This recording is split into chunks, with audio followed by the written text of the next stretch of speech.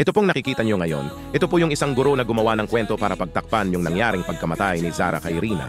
Sa bandang huli ng videong ito ay mayroon siyang aaminin na magpapatibay kung ano talaga ang nangyari sa totoong pagkamatay ni Zara kay Rina. Isang guro sa Ingles ang sinampahan ng kaso sa Sepang Magistrates Court nitong Huwebes dahil sa pagpapakalat ng balitang nagdulot umano ng pangamba sa publiko kaugnay ng pagkamatay ng estudyanteng si Zara kay Rina Mahathir, isang grade 7 Form 1 student. Si Siti Hajar Afla Shahruddin, 39 gulang at nagtuturo sa isang secondary school sa Rawang, ay hindi umamin sa kaso ng basahin ito sa harap ni Magistrate Khairatul Anima Jelani.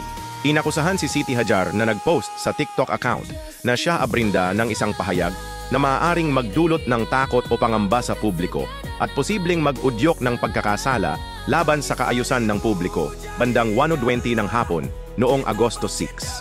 Ang nasabing pahayag ay nakita at narinig ng isang pulis sa Kuala Lumpur International Airport. Kinasuhan siya sa ilalim ng Section 505B ng Penal Code na may kaparusahan na hanggang 2 taon na pagkakakulong o multa o pareho kapag napatunayang nagkasala. Humiling ang kanyang abogado na si Muhammad Zaiful Bahrain Kamdi ng mababang piyansa dahil nakipagtulungan naman daw si Siti Hajar sa mga autoridad kusa siyang sumuko at hindi siya itinuturing na flight risk. Dagdag pa ng abogado, si Siti Hajar ay isang solong ina ng 3 anak na edad 12, 11 at 10 at siya rin ang sumusuporta sa kanyang mga magulang. Nagpa siya ang hukom na payagan siya ng 4,000 ringgit na piyansa na may isang guarantor at itinakda ang Oktubre 4 para sa pagsusumite ng mga dokumento.